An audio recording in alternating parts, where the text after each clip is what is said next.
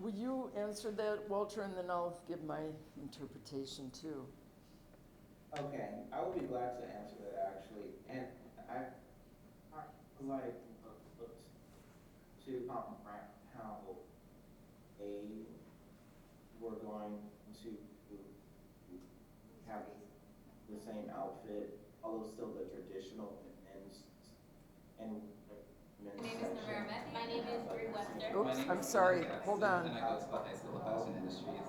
Hold on, We are showcasing our final designs at the where did I set that off? You get to be firsthand in Where did the I- world of fashion, art, and business. Maybe it's the Google, yeah. It's there. There. Let me get rid of Tom Brown. those. Okay, So should I start over? yes, Yes. start over. Yes. Okay, so that's one of my challenges that I'm constantly trying to overcome at the moment, because I do want to break into retail, and I'm trying to find a way to solve that problem. I look to Tom Brown, and they have this, not the still binary men's section, women's section. So I'll have one garment cut 2 ways, but the fit and the look of it will be the same. Like, I have a white shirt that one, like, I cut it first on a women's wear dress form, no darts, straight fit with the ruffle sleeve. And I wanted to do the same overall aesthetic of the garment for male presenting customers. They may have wider shoulders, bigger necks, longer arms, but the proportions are still the same based on the fit. Do you have a picture of that, Dr. Costin? Yeah, I do. You mean of the actual, the garment on the, I have the, We saw the white shirt. we did see the white shirt on the consumer profile, but I didn't put the picture on the dress Oh, form. yeah, no, you can go to the consumer profile page. Okay. So are you gonna make sizing different? If you're gonna, I mean, if you're now gonna have a men's department and a women's department, am I no longer gonna walk in and buy a 10? I'm gonna I buy can't get it. a ZZ or whatever, you know, some new It's just going code, back to the some new presentation. sizing process. And, Here it is. and that's what Too Good does. Okay. Just wanna I change. didn't like look into like creating my own size range yet. Okay. I feel like for me, starting out, Okay. I wanted to try to Look at just the get slider, into we can the just get market. So I do alphanumeric sizes, Okay. still in the binary, but each garment is available for every customer, and it should fit them nicely and make them look the same. Thank you.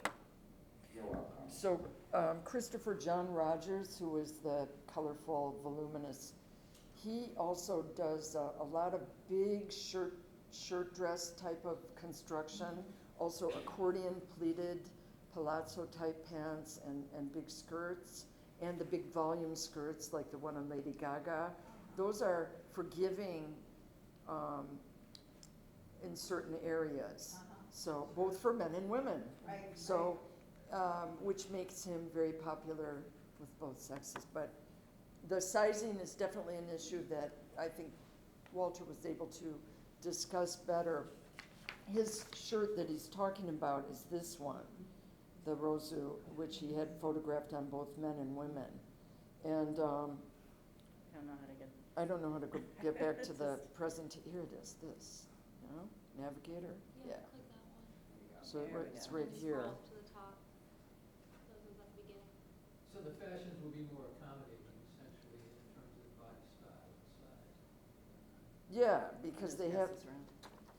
where women have, There, there it is. Now, let's see if I can get it back. Would it be the slide on There There. you go. just have to move Walter. There you go. That's a better picture of it. So if you look at the shirts, they're outwardly they're the same, but the patterns are different in certain ways. Okay. But I wanted the overall proportions to look the same. So I did not put a bust dart on the women presenting customer shirt because there's not a dart on the men's shirt. If that makes sense. Like they are the same shirt with differences in the pattern. More Does that make questions, sense? other questions?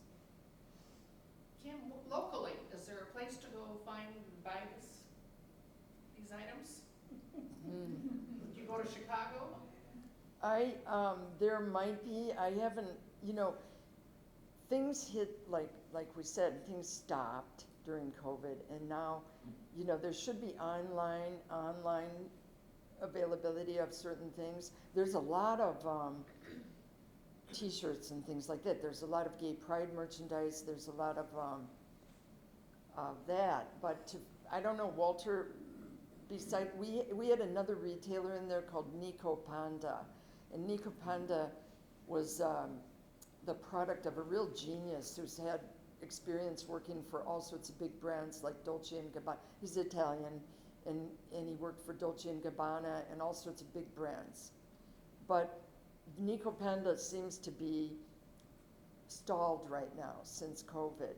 So a lot of things are just sort of starting up again, and even the Fluid project is sort of stalled.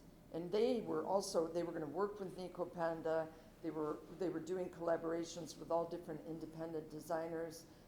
The Fluid project is doing all sorts of collaborations with independent designers, and they list them all on their website. So yes, you could go on their website and probably order clothing from the Fluid project, for example, or beauty products, or accessories, or lingerie. There's a vintage store in Grand Haven called Fluid. Oh, And it's, okay. There's been- my lack of knowledge on the local. It's, Well, she's new. yeah, they just celebrated their 1 year anniversary, I think. And Okay. it's on 31, yeah. Just where the, where the Grand Haven Garden House used to be.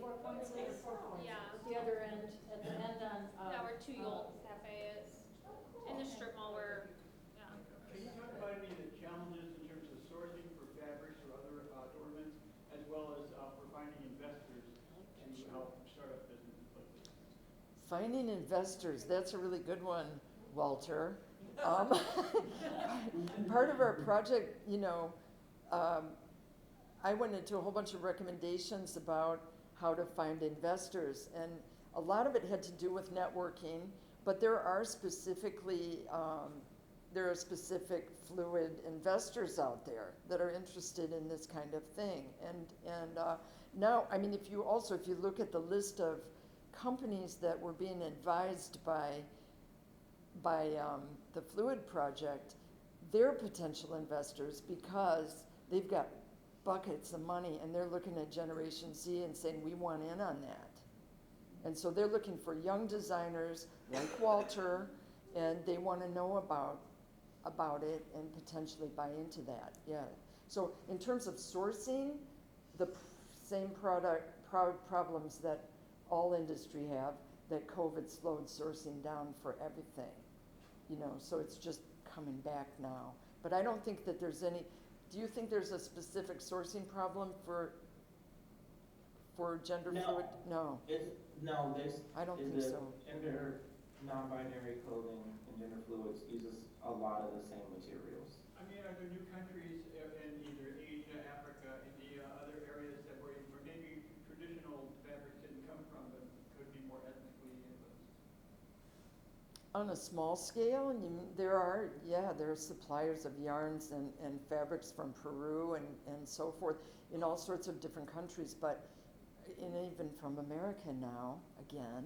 But, it's small and it's more if you're local and you can get it.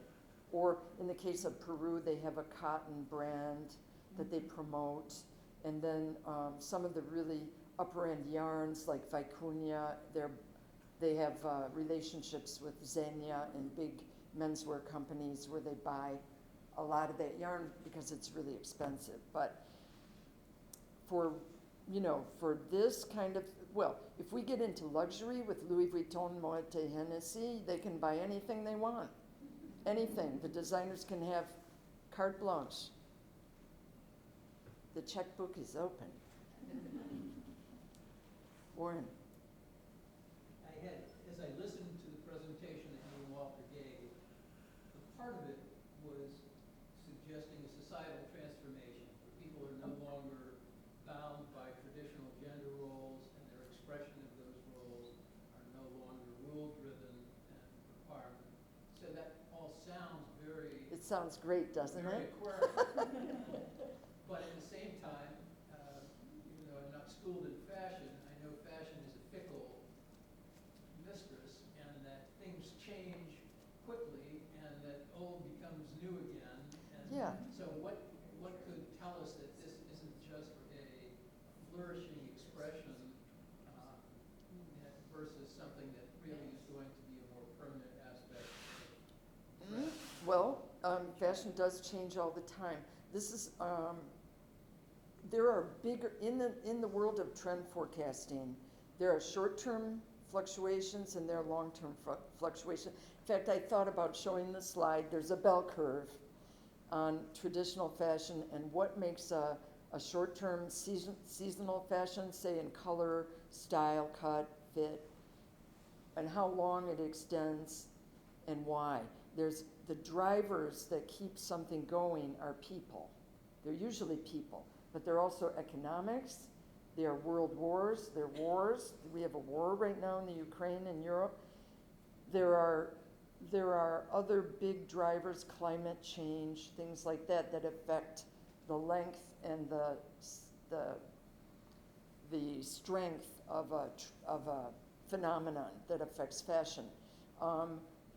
But what some of the statistics suggest is that this is something that has not happened before in the same way, or at least that it has not been measured in the same way, and that we're seeing something that is really significant.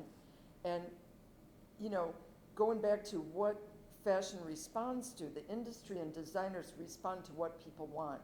They're not just saying, I feel blue, you know. It's about what people want and what's going to sell. What people are saying they